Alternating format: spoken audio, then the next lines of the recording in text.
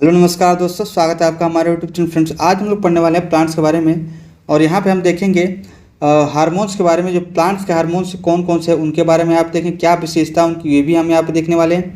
और जो reproduction system क्या है प्लांट्स में, कहाँ रिप्रोडक्शन होता है ये भी हम देखने वाले थे। कौन कौन से पार्ट होते हैं उनके, ये भी देखेंगे। और ये भी देखेंगे कि जो प्लांट्स में रोग होते हैं किसके कारण होते हैं, किसी कमी से होते हैं, ये भी हम देखने वाले हैं। और प्लांट्स क्लासिफिकेशन भी हम देखने वाले हैं। तो फ्रेंड्स, इन सभी इंपॉर्टेंट पॉइंट्स को देखेंगे जहाँ से क्वेश्चन आपके बनते हैं। तो फ्रेंड्स, अगर आप हमारे चैनल पर नए हैं तो चैनल को सब्सक्राइब कर दिए और बेल आइकन को जरूर प्रेस करें ताकि आपको वीडियो समझ नोटिफिकेशन मिलता रहे। चलिए शुरू करते हैं। पहला टॉपिक से टिश्यू। देखिए फ्रेंड्स, जो प्लांट होते हैं एक कम्प्लेक्स टिश्यूज से बने होते हैं और उसमें जो आपका होता है जाइलम फ्लोएम। तो सबसे पहले हम जाइलम फ्लोएम के बारे में पढ़ेंगे। तो फ्रेंड्स, सबसे पहले जाइलम फ्लोएम क्या होता है, एक कम्प्लेक्स टिश्यू होता है, ये आपको नोट कर लेना है। तो सबसे पहला क्वेश्चन यही बनता है कि जाइलम और फ्लोएम क्या है, तो यह एक प्रकार के कॉम्प्लेक्स टिश्यू है। दूसरा बात, अब जाइलम के बारे में जान लेते हैं। तो देखिए फ्रेंड्स, मान लीजिए कि ये पौधा हो गया तो क्या होगा कि ये जड़ से क्या करते हैं, जाइलम का काम क्या है, ये जड़ से जल को अवशोषित करके पूरे पौधे में क्या करेंगे, संवहन करेंगे। ये जाइलम का काम है। और फ्लोएम क्या करता है, तो फ्लोएम पत्तियों में क्या होता है, जैसे कि जो भोजन पदार्थ, जैसे कि पौधे जो होते हैं वो क्या करते हैं, प्रकाश संश्लेषण से क्या करते हैं, भोजन बनाते हैं। और भोजन कहाँ बनता है, तो पत्तियों में बनता है, वहाँ क्लोरोफिल पाया जाता है। उसी की उपस्थिति में प्रकाश के संश्लेषण क्या बनता है, भोजन बनता है। अब भोजन को संवहन करके संपूर्ण जो है पत्तियों से लेकर सभी जड़ तक, यानी संपूर्ण जो पेड़ है उसमें भोज्य पदार्थों का जो संवहन करता है वो करता है फ्लोएम। तो फ्लोएम का काम क्या है, भोज्य पदार्थ का पत्तों से संपूर्ण पौधों में संवहन करना। जबकि जाइलम का क्या काम है, तो जाइलम जड़ से जल अवशोषित करके संपूर्ण पौधों में संवहन करता है। तो ये दोनों एक तरह के अपोजिट हो जाते हैं। तो जाइलम का काम क्या है, क्वेश्चन बनता है कि जल का संवहन करता है। और फ्लोएम क्या करता है, ये खाद्य पदार्थों का संवहन करते हैं, यानी जो पोषक तत्व बनते हैं, जो पौधे भोजन बनाते हैं पत्तियों से, प्रकाश के संश्लेषण वहाँ से वो करके जड़ तक क्या करता है, यानी सभी संपूर्ण पौधों में वो क्या करता है, संवहन करता है, वो फ्लोएम होता है। तो ये दोनों टॉपिक्स आपके इम्पोर्टेंट हैं, जाइलम और फ्लोएम। ये आपको नोट कर लेना है और समझ में आ ही गया होगा कि क्या करते हैं, इनका काम क्या है। अब देख लेते हैं अगला टॉपिक्स क्या है। देखिए फ्रेंड्स, जाइलम फ्लोएम दोनों संवहन का कार्य करते हैं और ये एक प्रकार का कॉम्प्लेक्स टिश्यू है, ये हमने बता दिया है। अगला हम देख लेते हैं हार्मोन्स क्या होते हैं आपके। तो पौधों में हार्मोन्स कौन कौन से होते हैं आपको नोट कर लेना है। देखिए फ्रेंड्स, पहला होता है आपका ऑक्सिन, ये इंपॉर्टेंट है। ऑक्सिन, जिबरलिन्स, साइटोकाइनिन और फ्लोरोसेंस, ये आपके क्या है, ये प्लांट्स हार्मोन्स है और ये एक इम्पोर्टेंस आपके प्लांट्स में होते हैं। और इनका कार्य क्या है यहाँ पे हम देखने वाले हैं। और ये इंपॉर्टेंट टॉपिक से, हार्मोन से क्वेश्चन क्या करता है, हर एग्जाम में आपको पूछता है। और भी हम देखेंगे एथिलीन के बारे में, एब्सिक्स एसिड के बारे में, दो और इसके अलावा है वो हम आगे देखेंगे। तो सबसे पहले हम देख लेते हैं कि ऑक्सिन का काम क्या है। तो देखिए फ्रेंड्स, जो पौधे वृद्धि करते हैं तो वृद्धि में सहायक काम करता है। और पौधे का जो प्रकाश की तरफ, यानी जो प्रकाश की ओर गति करना क्या है, तो जब पौधे देखते होंगे कि आप सीधे प्रकाश की तरफ बढ़ता है तो वो किसके कारण होता है, तो वो ऑक्सिन के कारण होता है। और ये वृद्धि में सहायक होता है कौन, तो ऑक्सिन। पहला हम देख लिए, इसके बारे में हम डिटेल में बताएंगे अभी। जिबरलिन्स क्या करता है, तो जिबरलिन्स क्या करता है, तनों में वृद्धि, यानी जो पौधे होते हैं उनका फैलाव बिखराव, यानी जो बड़े पौधे हो जाते हैं उनकी विकास में, जैसे कि कितना बड़ा पौधा होगा, कितना छोटा पौधा होगा, ये निर्धारण कौन करता है, तो जिबरलिन करता है। तो बौना पौधा होगा या बड़ा पौधा होगा, ये डिसाइड कौन करता है, ये जिबरलिन्स हार्मोन्स करता है। ऑक्सिन का काम क्या है, तो यह वृद्धि में सहायक करता है और प्रकाश की ओर गति करता है। जो भी पौधा है वो किसके कारण होता है, तो वो ऑक्सिन के कारण होता है। जिबरलिन्स के कारण क्या होता है कि किस पौधे में जिबरलिन्स की मात्रा जितना अधिक होगी वो पौधा उतना लंबा होगा, तना उसकी मोटी होगी, वृद्धि विशालकाय होगा, जितना कम होगा वो बौना होता जाएगा, पौधा छोटे होते। ये डिसाइड कौन करता है, जिबरलिन्स हार्मोन्स करता है। अगला हार्मोन्स आपका है साइटोकाइनिन। साइटोकाइनिन मतलब, साइटो मतलब होता है कोशिका, काइनिन मतलब काटना है। इसका मतलब कोशिकाओं में विभाजन करने का काम क्या करता है, वो कौन करता है, तो साइटोकाइनिन। और फ्लोरिसेंस क्या करता है, तो यह फूलों को खिलने में कार्य करता है। अब इनके बारे में हम डिटेल देखते हैं। फ्लोरिसेंस आपको बस इतना नोट करना कि ये फूलों को क्या करता है, खिलाने में कार्य करता है। अब यहाँ पे देखिएगा ऑक्सीन का महत्वपूर्ण कार्य, अगर इसके बारे में डिटेल से देखिए तो ऑक्सीन का काम क्या है। तो ऑक्सीन में पहला पॉइंट नोट करिए, अगर डिटेल से बात करें तो ऑक्सीन का काम क्या है, हमने बताया कि वृद्धि में सहायक है, प्रकाश की ओर गति कराता है। इसका मतलब ये है कि जो पौधे हैं वो एंटी ग्रेविटेशनल क्या होते हैं, विकास होते हैं। जो भी पौधे आप देखते होंगे वो गुरुत्वाकर्षण के विरुद्ध वृद्धि जो करते हैं वो किसके कारण होते हैं, तो ऑक्सीजन हार्मोन के कारण होते हैं। और जो पौधों का जो विकास होता है सीधा प्रकाश की ओर होता है, वृद्धि वो किसके कारण होता है, ऑक्सीजन के कारण होते हैं। और ऑक्सीजन में एक हार्मोन पाया जाता है इंडोन एसिटिक एसिड, जिसके कारण क्या होता है, जो पत्ते फूल और जो आपके फल होते हैं वो समय से पहले ना गिरे, पीले ना हो पत्ते, वो किसके कारण होता है, तो ऑक्सीजन हार्मोन के कारण होता है। ये भी आपको नोट कर लेना है। अगला है जिबरलिंस। इसका क्या काम है, अभी हमने आपको बताया कि तने में वृद्धि करता है। इसी के कारण क्या होता है कि डिसाइड होता है कि पौधा बौना होगा या फिर वो लंबा होगा। इससे कारण क्या होता है, जिबरलिंस के कारण होता है। ये सब आपको नोट कर लेना है। और यह कोशिका दीर्घीकरण के काम आता है ये जिबरलिंस हार्मोन। ये सारे पॉइंट आपको नोट कर लेना है। पुष्प एवं फलों के विकास में सहायक कौन होता है, तो हमने आपको बता दिया जिबरलिंस। अब साइटोकाइनिन क्या करता है, ये इसका मुख्य काम क्या है, यह कोशिकाओं का विभाजन करता है। ये सारे पॉइंट आपको नोट कर लेना है। फ्लोरिसेंस हमने आपको बता दिए, फूलों को खिलने के कार्य करता है। यानी जो फूल खिलते हैं वो किसके कारण होते हैं, फ्लोरिसेंस के कारण होते हैं। अब देख लेते हैं अगला हमारा हार्मोन्स है। तो ये हमने 4 देख लिए और हम देख लेते हैं 5वां एथिलीन हार्मोन्स। ये इंपॉर्टेंट है, ये क्वेश्चन कई बार पूछा है कि एथिलीन हार्मोन्स कहाँ पाए जाते हैं। तो एथिलीन हार्मोन्स क्या होते हैं, ये पादप में पाए जाते हैं और यह गैसीय अवस्था में पाए जाने वाला एकमात्र क्या है, पादप पाए जाने वाला हार्मोन्स है कि जो ये गैस अवस्था में पाया जाता है। कौन सा, एथिलीन। एथिलीन एकमात्र ऐसा हार्मोन्स है जो गैसीय अवस्था में पाया जाता है और यह फलों को पकाने में काम आता है। प्राकृतिक रूप से फलों में पकाने वाला काम कौन है, एथिलीन है, एथिलीन हार्मोन्स है। और एक होता है एसिटिलीन। एसिटिलीन का क्या काम है, तो ये कृत्रिम रूप से फल को पकाने का जो काम होता है वो कौन होता है, तो आपका एसिटिलीन होता है। नेक्स्ट है एब्सिसिक हार्मोन्स। तो एब्सिसिक हार्मोन्स एक ऐसा हार्मोन्स है जो पौधों को क्या करता है, विकास को रोकता है। यानी एकमात्र ऐसा हार्मोन्स जो पौधों में पाया जाता है जो कि पौधों के विकास को रोकता है, तो वो कौन सा है, तो एब्सिसिक अम्ल हमने आपको बताया। एब्सिसिक हार्मोन्स, इसका नाम एब्सिसिक एसिड भी उसको बोला जाता है। तो यह एकमात्र क्या है, हार्मोन्स ऐसा है जो पौधों के विकास को रोकता है और कलियों की वृद्धि एवं बीजों का अंकुरण को रोकता है। ये भी आपको नोट कर लेना है। तो कौन सा है, तो एब्सिसिक हार्मोन्स। एथिलीन के बारे में हमने आपको बताया कि ये गैसीय अवस्था में पाए जाने वाला एकमात्र हार्मोन्स है और फलों को पकाने में प्राकृतिक रूप से कौन, एथिलीन गैस का, एथिलीन आपका हार्मोन्स काम करता है। और एसिटिलीन क्या होता है, कृत्रिम रूप से फलों को पकाने में आपको काम आता है। तो उम्मीद है कि इतनी बातें आप समझ गए होंगे। तो ये थे आपके महत्वपूर्ण हार्मोन्स जो कि आपको पढ़ना था पादप संबंधित। अब हम देख लेते हैं फसलों के कुछ महत्वपूर्ण रोग के बारे में देख लेते हैं। वहाँ से क्वेश्चन बनता है कि जैसे कि ब्लैक हार्ट रोग किससे संबंधित है और ये किसकी कमी से कारण होता है। देखिए फ्रेंड, जितने भी फसल होते हैं उसमें ज़्यादातर रोग जो है कवक के कारण होता है, ये आपको नोट कर लेना है। जैसे कि ब्लैक हार्ट रोग पूछता है, ब्लैक हार्ट रोग किस में होता है और किसकी कमी से होता है। तो ब्लैक हार्ट रोग जो आलू में होता है और यह जो है ऑक्सीजन की कमी से होता है। ये आपको रटना पड़ेगा फ्रेंड्स, ये आपको याद होना चाहिए। यहाँ से क्वेश्चन अक्सर आपको एग्जाम में देखने को मिलता है, पूछ देगा कि ब्लैक हार्ट रोग किस में होता है, तो आलू में होता है। किसकी कमी से, ऑक्सीजन की कमी से। ये आपको नोट कर लेना है। अगला देख लेते हैं ब्लैक रस्ट रोग, टुंडू रोग और करनाल बंट रोग। ये तीनों जो है ब्लैक रस्ट रोग, टुंडू रोग और करनाल बंट रोग, ये तीनों जो है गेहूँ में होता है। और ब्लैक रस्ट कवक से होता है, टुंडू रोग बैक्टीरिया से होता है, करनाल बंट रोग कवक से होता है। और ये जो है तीनों रोग गेहूं से संबंधित है। सबसे पहले तो आपको ये नोट करना है कि किससे संबंधित रोग है, तो ब्लैक हार्ट रोग बताया हमने। ब्लैक हार्ट रोग जो है आलू में होता है। और हमने बताया कि ब्लैक रस्ट रोग, करनाल बंट रोग, टुंडू रोग ये गेहूँ में होता है। ये आपको नोट कर लेना है। अगला है टिक्का रोग। टिक्का रोग किस में होता है, तो मूंगफली में आपको नोट कर लेना है। और कवक से होता है, ये भी आपको नोट कर लेना है। टिक्का रोग किस में होता है, तो मूंगफली में। देखिए मूंगफली छोटा सा टिक्की जैसा होता है, टिक्की जैसा। तो ये कैसा होता है, तो मूंगफली में होता है टिक्का रोग। ये आपको नोट कर लेना है और यह कवक के कारण होता है। अगला है आपका इरगाट रोग। इरगाट रोग होता है बाजरा में। ये क्वेश्चन सारे पूछे हुए हैं और यहाँ से पूछने की संभावना है, तो ये आपको नोट कर लेना है। तो ये आपका है इरगाट रोग आपका बाजरा में, ये भी कवक से होता है। व्हाइट रस्ट रोग हमने बताया टिक्का रोग मूंगफली में, इरगाट रोग बाजरा में, व्हाइट रस्ट रोग आपका सरसों में। जो हुआ सरसों क्या होता है, पीला फूलता है, लेकिन आपको सोचना किससे, सफ़ेद, पीला ना बल्कि सफ़ेद। इसका मतलब व्हाइट रस्ट रोग आपको सरसों में होता है, ये भी कवक से होता है। लिटिल लीफ रोग ये क्या होता है, आम का जो होता है, आम में होता है, ये जिंक की कमी से होता है लिटिल लीफ रोग। इसमें क्या होता है कि जो आम के पत्ते हैं वो छोटे होने लगते हैं, ये किसके कमी से होता है, तो ये जिंक की कमी से होता है।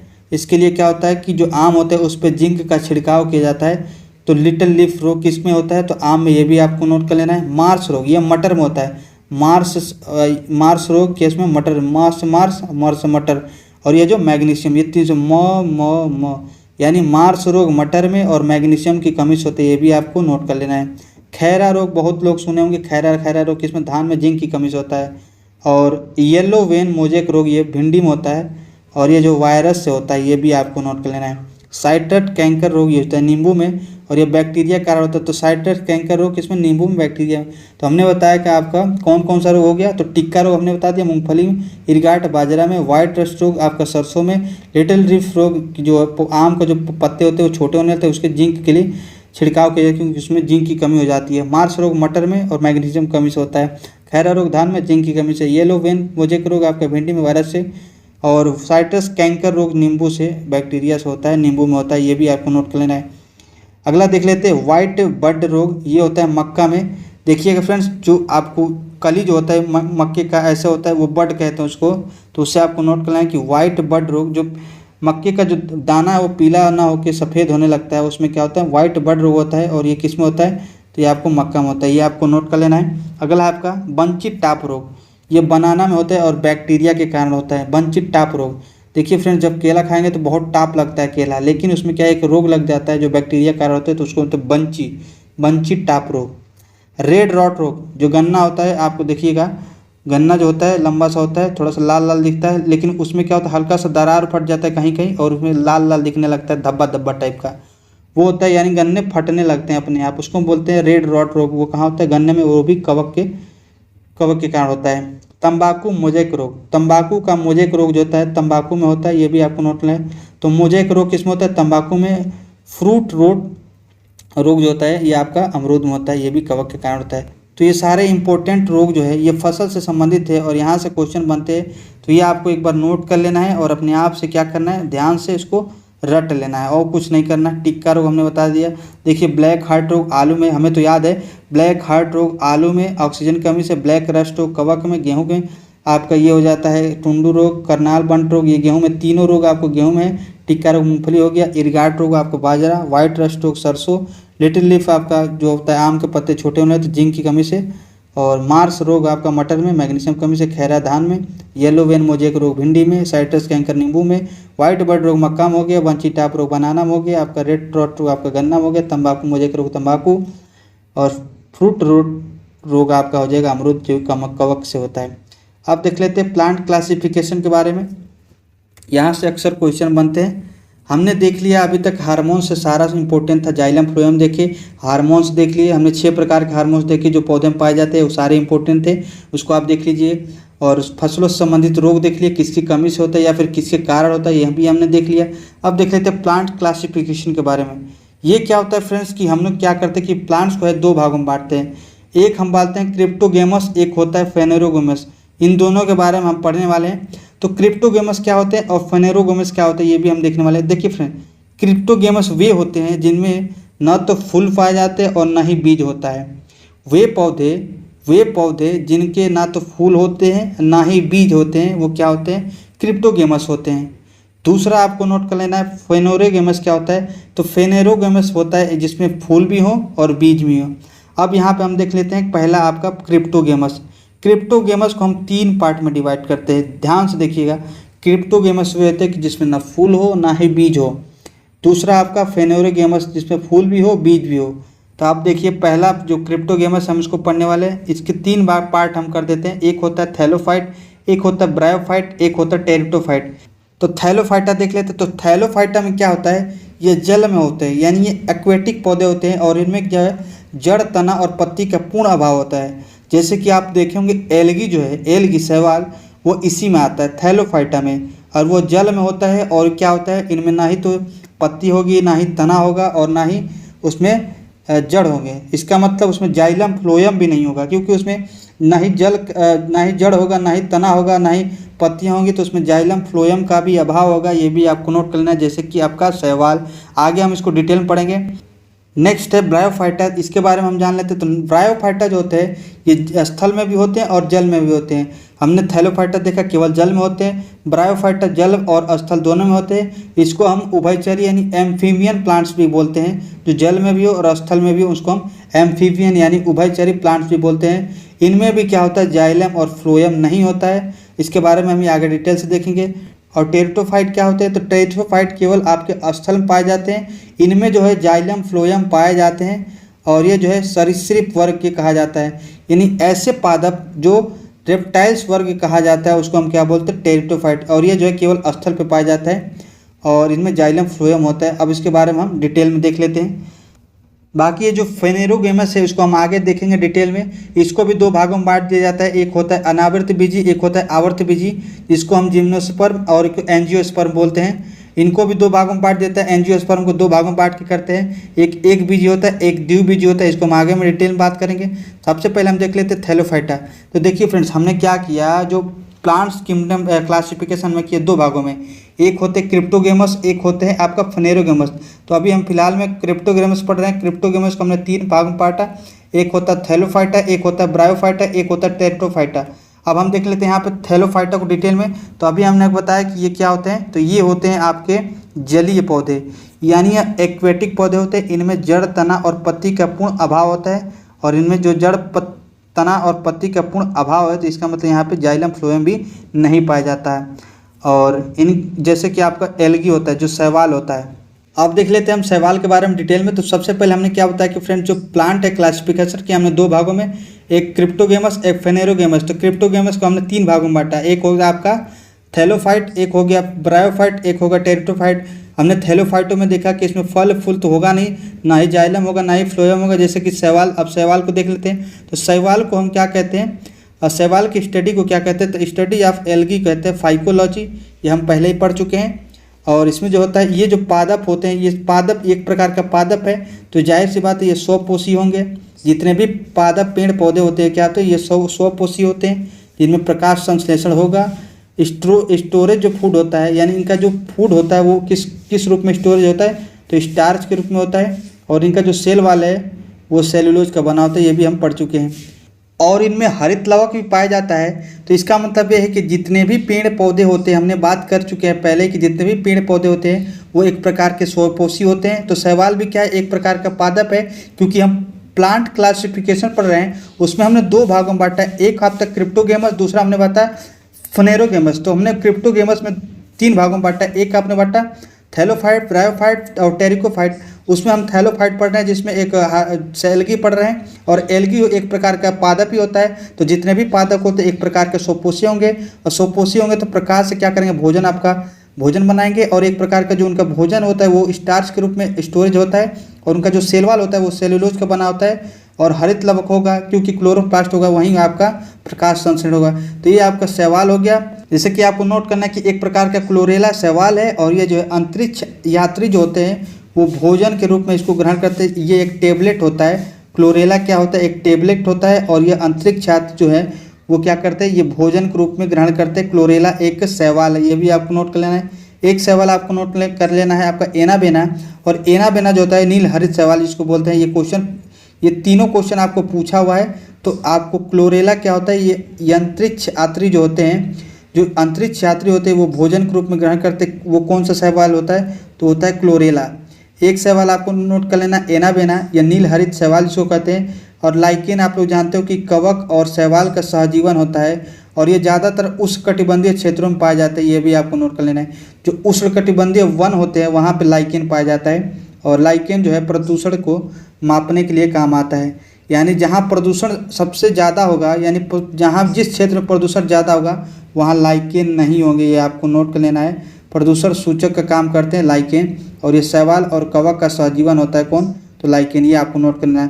क्लोरेला अंतरिक्ष यात्री क्या होता है, भोजन के रूप में ग्रहण करते हैं। और एनाबेना आपका नील हरित शैवाल कहलाता है। तो हमने शैवाल देख लिया और हमने थैलोफाइटा देख लिया। अब देख लेते हैं ब्रायोफाइटा क्या होते हैं। ये हम क्रिप्टोगेमस का पार्ट पढ़ रहे हैं। तो ये ब्रायोफाइटा देखिए फ्रेंड्स, अभी हमने आपको बताया कि यह स्थल और आपके जल में भी पाए जाते हैं। और ये उभयचरी होते हैं, एम्फीबियंस प्लांट होते हैं, ये भी आपको नोट कर लेना है। और इनमें जाइलम फ्लोएम नहीं पाया जाता। थैलोफाइटा और ब्रायोफाइटा में क्या होता है कि जाइलम फ्लोएम नहीं पाया जाता और फाल्स रूट इसमें पाया जाता है। रूट नहीं होता है लेकिन फाल्स रूट जैसा, इससे रूट जैसा दिखने वाला होता है, जिसको हम फाल्स रूट बोलते हैं। ये रूट का काम नहीं करता है और फाल्स रूट को हम क्या बोलते हैं, रिजॉइड्स बोलते हैं। ये भी क्वेश्चन पूछा हुआ है कि फाल्स रूट को हम क्या बोलते हैं। जो ब्रायोफाइटा में जो फाल्स रूट होते हैं उसको हम रिजॉइड्स बोलते हैं। तो जैसे कि आपको इसमें नोट कर लेना है कि कौन कौन से प्लांट आते हैं। तो मोसेस हो गया, मार्केंसिया हो गया और रिचेसिया हो गया। ये क्या है, ये 3 प्लांट ऐसे जो ब्रायोफाइटा में आते हैं। थैलोफाइटा में हमने एल्गी पढ़ लिया, ब्रायोफाइटा में आपको मोसेस पढ़ना है, मार्केंसिया पढ़ना है और रिचेसिया पढ़ना है। ये तीनों प्लांट किस में आते हैं, तो ब्रायोफाइटा में होता है। और ब्रायोफाइटा होता है जल और स्थल दोनों में होता है। इसमें भी क्या होता है, ये एम्फीबियन वर्ग के प्लांट कहलाते हैं और इनमें जाइलम फ्लोएम नहीं पाया जाता। टेरिटोफाइटा क्या होता है, तो टेरिटोफाइटा ये आपका क्रिप्टोगेमस का तीसरा भाग हमने किया था, वो टेरिटोफाइटा है। और ये जलीय फर्न इसको कहते हैं। टेरिटोफाइटा को हम जलीय फर्न कहते हैं। ये पूछा हुआ क्वेश्चन है कि किसको जलीय फर्न बोलते हैं, तो टेरिटोफाइटा को हम जलीय फर्न बोलते हैं। और यह पहले का है, पहला स्थलीय पादप कहलाता है। पहले हमने बताया कि जल में कौन पाया जाता है, थैलोफाइटा। फिर जल और स्थल दोनों जगह पाया जाता है, वो कौन हो गया, तो ब्रायोफाइटा। और अब आ गया स्थल पे, उसको हम बोलते हैं टेरिटोफाइटा। और इनमें जो है जाइलम फ्लोएम पाया जाता है। इसका मतलब ये है कि जब ज़मीन पे आ गया पौधा तो वो क्या करेगा, वो जड़ से जल को अवशोषित करेगा और पूरे पौधों के तने तक पानी को पहुंचाएगा। और फ्लोएम क्या करेगा, पौधों पत्तियों में प्रकाश संश्लेषण से भोजन बनाएगा, पोषक तत्वों को पूरे पौधों में पहुँचाने का कौन, फ्लोएम काम करता है। अब देखते हैं ये पादप जो है, जो टेरिटोफाइटा होते हैं, वो पादप जो है रेप्टाइल्स वर्ग के कहा जाते हैं। और ये जो सजावटी पादप होते हैं ये कहलाते हैं आपके टेरिटोफाइटा। जैसे कि इसमें जो पौधे आते हैं आपको मर्सीलिया हो गया, साल्वेनिया हो गया और एजोला पौधे जो हैं ये टेरिटोफाइटो का एग्जाम्पल है, आपको नोट कर लेना है। यही चीज़ अब यहाँ पर देखिएगा, एक जगह हमने लिखवाया है, ये आपको नोट कर लेना है। जैसे कि थैलोफाइटा, ब्रायोफाइटा और टेरिटोफाइटा क्या होते हैं, एक ही चीज़ है। देखिए फ्रेंड्स, इनमें फल और बीज नहीं पाया जाता क्योंकि ये क्रिप्टोगेमस के पार्ट हैं। तो इनमें क्या होगा, फल और बीज नहीं पाया जाएगा, ये आपको नोट कर लेना है। और ये जो थैलोफाइटा है इसमें जाइलम फ्लोएम नहीं पाया जाता, ये भी नोट कर लेना। जैसे कि एल का सवाल हो गया। ब्रायोफाइटा में इसमें भी क्या होगा, फल और बीज नहीं पाया जाएगा, इसमें भी फल और बीज नहीं पाया जाएगा। यानी तीनों में फल और बीज नहीं पाए जाएंगे क्योंकि यह क्रिप्टोगेमस के पार्ट हैं। और जो थैलोफाइटा है वो जलीय पौधा होता है और ब्रायोफाइटा जलीय और स्थलीय पौधा होता है और टेरिटोफाइटा स्थलीय पौधे होते हैं। इनमें जाइलम फ्लोएम नहीं पाया जाता, इनमें जाइलम फ्लोएम नहीं पाया जाता, लेकिन यहाँ पे जाइलम फ्लोएम पाया जाता है, वो टेरिटोफाइटा होते हैं। इसमें मोसेस हो गया, मार्केसेनिया हो गया और ये एजोला और फर्न कहलाते हैं। टेरिटोफाइटा को हम क्या बोलते हैं, जलीय फर्न भी कहते हैं, ये भी आपको नोट कर लेना है। तो ये था आपका क्रिप्टोगेमस। अब देख लेते हैं आपका फनेरोगेमस में कौन कौन पार्ट होते हैं। अब देख लेते हैं फनेरोगेमस। तो अभी हमने फ्रेंड्स पढ़ा था, यहाँ पे 2 भागों में इसको डिवाइड किया था। एक था अनावृत बीजी, एक आवृत बीजी। इसको हमने किस में डिवाइड किया था, ये आपका फनेरोगेमस हो गया। हमने क्रिप्टोगेमस पढ़ लिया, इसमें फल और बीज दोनों नहीं पाए जाते, उसके 3 पार्ट हमने थैलोफाइट, ब्रायोफाइट और टेरिटोफाइट पढ़ लिया। अब हम फनेरोगेमस को पढ़ते हैं। इसमें फल भी होता है और बीज भी होता है, यानी फूल और बीज दोनों पाए जाते हैं। और इसको हम 2 भागों में बांट किया, एक होता है अनावृत बीजी, एक होता है आवृत बीजी, जिसको हम अनावृत बीजी को जिम्नोस्पर्म बोलते हैं, आवृत बीजी को हम एंजियोस्पर्म बोलते हैं। इसके बारे में हम यहाँ पे डिटेल में देखेंगे। देखिए फ्रेंड, अनावृत बीजी वे होते हैं जिनके बीज जो है फल के बाहर पाए जाते हैं, ये आपको नोट कर लेना है। और आवृत बीजी वे होते हैं जो एंजियोस्पर्म जिसको कहते हैं, वो होता है इनके जो बीज होते हैं फल से ढका होता है। जैसे आम का बीज हो गया, सेब का बीज हो गया, ये आप देखते होंगे कि फल के अंदर क्या होता है, बीज पाया जाता है, ये भी आपको नोट कर लेना है। और अनावृत बीजी वे होते हैं जिसका जो है बीज जो है फल के बाहर पाया जाता है। जैसे कि आपका एक आप नोट कर लीजिएगा इसमें, आपका जैसे कि पाइनएप्पल जो होता है, पाइनएप्पल जो जिसको हम अनानास बोलते हैं, इसके बीज देखिएगा बाहर होता है फल के, और फल काटने के बाद अंदर आपको मिलता है। तो ये क्या है, ये आपके अनावृत बीजी जिम्नोस्पर्म का पार्ट है, यानी उसका उदाहरण है। चीड़ के जो पेड़ होते हैं, देवदार के पेड़ होते हैं, सिकोया होता है, इफेंड्रिन होते हैं, ये सारे जो पेड़ होते हैं उनके बीज जो होता है क्या होता है, फल के बाहर होते हैं। ये भी आपको नोट कर लेना है, इसके बारे में हम डिटेल बात करेंगे। और आवृत बीज हमने देख लिया जिसके बीज जो है फल से ढका होता है, ये भी आपको नोट करना है। और अगला देख लेते हैं जो आपका एंजियोस्पर्म है, उसको भी हम 2 भागों में बांट देते हैं। वो एक होता है एक बीजी और एक होता है आपका द्विबीजी। मोनोकोट्स बोलते हैं, डाइकोट्स बोलते हैं, यानी जिनके बीज आपको डिवाइड नहीं होते हैं उनको हम बोलते हैं मोनोकोट्स, और जिनके बीज 2 भागों में डिवाइड कर जाते हैं उनको बोलते हैं आपके द्विबीजी।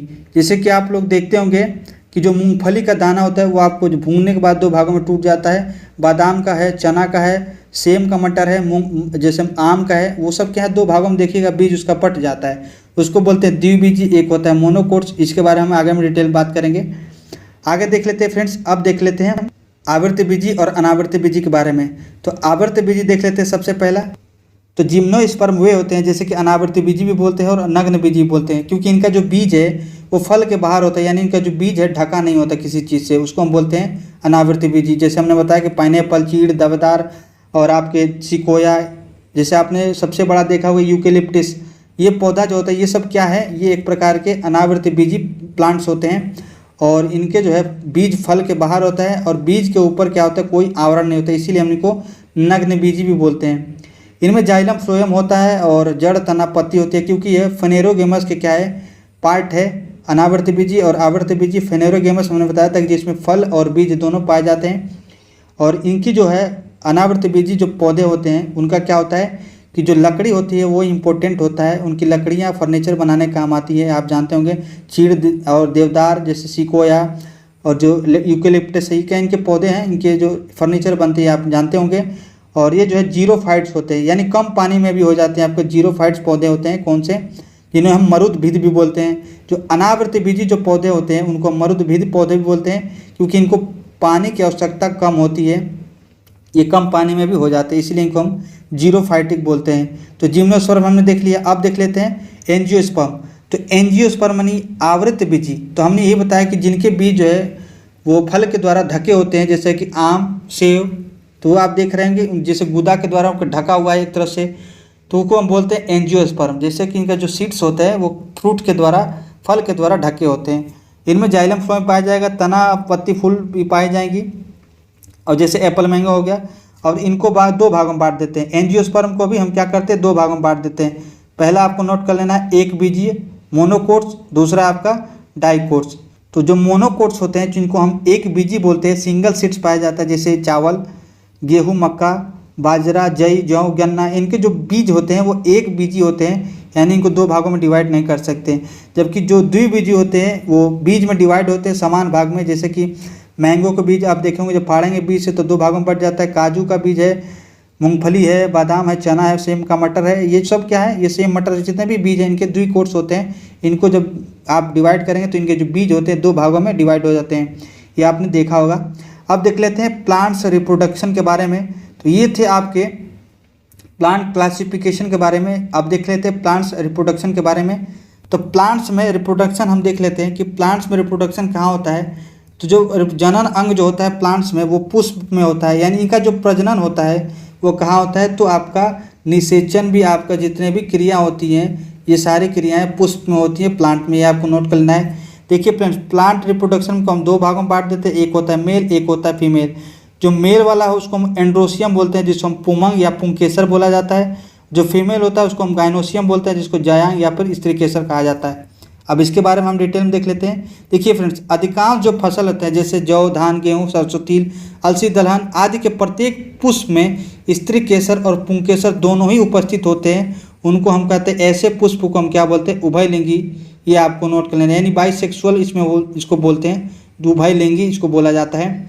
इनमें क्या होता है कि जो मेल है और फीमेल है एक ही पुष्प पाया जाता है, ये भी आपको नोट कर लेना। उनको हम उभयलिंगी या फिर बाइसेक्सुअल बोलते हैं। जैसे जौ, धान, गेहूँ, सरसों, तिल, अलसी, दलहन, ये जैसे इनके सारे पुष्प जो हैं उनके एक ही पुष्प में स्त्री केसर और पुंकेसर दोनों ही पाया जाता है, जिसे हम उभयलिंग या फिर कहे बाइसेक्सुअल बोलते हैं। अगला देख लेते हैं इनके पार्ट कौन कौन से होते हैं। जैसे देखिए फ्रेंड्स, ये पुष्प है। अब ये बाइसेक्सुअल का है, यानी उभयलिंगी पुष्प है, यानी इसी में देखिएगा ये वाला जो पार्ट है इसको मेल पार्ट बोलते हैं, और इसका जो ये वाला पार्ट है इसको हम फीमेल पार्ट बोलते हैं। अब यहाँ पर देखिएगा इसको हम क्या कहने का मतलब है, तो ये वाला जो मेल पार्ट है इसको हम क्या बोलते हैं, इसको हम बोलते हैं पुमंग, और ये वाला जो पार्ट है इसको हम टोटल बोलते हैं जायांग। ये आपको नोट कर लेना है, इसके बारे में आगे हम देखेंगे। देखिए फ्रेंड्स, जो मेल वाला जो पार्ट है जिसको हम पुमंग बोलते हैं वो तीन भागों में डिवाइड किया जाता है, और जो फीमेल वाला भाग है जिसको हम जयांग फिर या फिर कहें स्त्री केसर बोलते हैं, उसको चार पार्ट होते हैं। अब इसको हम देखिए ये फीमेल वाला पार्ट है, इसका एक ऊपरा वाला जो भाग है वो बोलते हैं स्टिग्मा, बीच वाला पार्ट स्टाइल होता है, ये ओवरी होता है बाहर वाला भाग, और जो अंदर वाला भाग बोलता है उसको हम ओव्यूल बोलते हैं। हम आगे में इसको डिटेल से देख लेते हैं। देखिए फ्रेंड्स, अगला जो है यहाँ पे हमने देखा है आपका स्त्री कौन सा है और मेल का है। एक देखिए, एक बोलते हैं एंड्रोसियम, एक बोलते हैं आपका फीमेल वाले को जाइनोसियम, अभी हमने पढ़ा है। तो देखिए यहाँ पे क्या है कि जो मेल वाला पार्ट है उसको हम एंड्रोसियम बोलते हैं, और इसमें जो है ये वाला जो पार्ट है जो आपको दिख रहा होगा इसको हम बोलते हैं फिलामेंट। ये वाला जो पार्ट होता है इसको बोलते हैं हमका एंथर, और जो इसका अंदर जो बिंदु बिंदु परागकण जैसे बोलते हैं उसको हम बोलते हैं पोलन ग्रेन। ये भी आपको नोट कर लेना। तो पोलन ग्रेन क्या होता है, जिसको हम परागकण बोलते हैं हिंदी में, एंथर को बोलते हैं परागकोश, जिसमें परागकोश मतलब जिससे ढका होता है परागकण, और एक होता है फिलामेंट जो इसको फिलामेंट ही बोलते हैं। तो ये होता है मेल के 3 पार्ट होते हैं, आपको नोट करना है, फिलामेंट, एंथर और आपका पोलन ग्रेन। ये तीनों पार्ट होते हैं जिसको हम पुंकेसर बोलते हैं। और स्त्री वाला जो पार्ट होता है उसको हम बोलते हैं जाइनोसियम या फिर स्त्री केसर या फिर जयांग बोलते हैं। इसके 4 पार्ट होते हैं। एक होता है जो ऊपर वाला हिस्सा होता है स्टिग्मा, उसके बाद वाला होता है स्टाइल होता है जिसको हम वर्तिकाग्र बोलते हैं। उसके बाद ये वाला जो पार्ट है आपको गोल से यहाँ वाला जो दिख रहा है इसको हम बोलते हैं ओवरी, और उसके अंदर जो पाए जाते हैं इसको हम बोलते हैं ओव्यूल यानी डिम्ब बोलते हैं। अब देख लेते हैं पोलिनेशन क्या होता है यानी परागकण क्या होता है। ये इंपॉर्टेंट पार्ट होता है। जैसे परागकण का हवा, पानी, कीट के माध्यम से स्टिग्मा यानी वर्ताग्र तक पहुँचना परागकण कहलाता है। इससे क्या होता है ध्यान से देखिएगा, यहाँ पे हम समझा रहे हैं आपको। ये आपका तो ये आपका देखिए पुष्प है, ये वाला जो पार्ट है, ये वाला जो पार्ट इसको हम बोलते हैं पुंकेसर यानी मेल वाला पार्ट होता है। ये हो गया आपका स्टिग्मा, ये हो गया आपका एंथर, और एंथर में ही पोलन ग्रेन पाया जाता है इसके ऊपर ही, जिसको हम बोलते हैं परागकण। और परागकण यानी जो पोलन ग्रेन रहता है उसका जो है स्टिग्मा तक कीट के माध्यम से, हवा के माध्यम से या फिर कहे पानी के माध्यम से पहुंचना, उसको हम बोलते हैं पॉलिनेशन या फिर कहे परागण बोलते हैं। और यहाँ से स्टिग्मा से होते हुए आपका स्टाइल होते हुए क्या होता है, ये जो परागकण होते हैं वो कहाँ तक जाता है तो ओव्यूल तक जाता है, और यहाँ पे आपका निषेचन होता है, और यहाँ से पुष्प क्या है फल में बदलने लगता है। तो ये सारी क्रिया जो है आपका क्या प्रजनन कहलाता है। पौधों में प्रजनन ऐसे ही होती है। तो क्या है, एक इसमें हमने पढ़ने वाले यही थे कि परागण क्या होता है। तो परागण हमने आपको बता दिया कि जो आपका पुंकेसर है, तो पुंकेसर में आपको हमने बताया कि जो परागकण होते हैं, परागकण का जो आपका जयांग जो स्त्री केसर हो उसके जो आपका स्टिग्मा तक पहुंचने वाली जो क्रिया होती है जल, पानी, कीट के माध्यम से, उसको हम परागण बोलते हैं। ये भी आपको नोट कर लेना है। अब यहाँ पे एक पॉइंट नोट कर लीजिएगा कि ओवरी जो होता है, ओवरी क्या होता है, ये फल के रूप में बनता है, और ओव्यूल जो होता है ये सीड के रूप में बन जाता है। यानी निषेचन होने के बाद ये जो ओवरी होता है ये हो जाता है आपका फल बन जाता है। ये जो ओवरी होता है ये फल बन जाता है, और ये जो इसका अंदर का पार्ट है ओव्यूल वो बीज बन जाता है। ये सारा पॉइंट था आज का टॉपिक्स। कल हम पढ़ेंगे एनिमल किंगडम के बारे में। तो फ्रेंड्स अगर ये वीडियो आपको अच्छी लगी हो तो प्लीज़ वीडियो को लाइक शेयर जरूर करें और हमारे चैनल को सब्सक्राइब जरूर करें। तो फ्रेंड्स मिलते हैं नेक्स्ट वीडियो में, तब तक के लिए जय हिंद।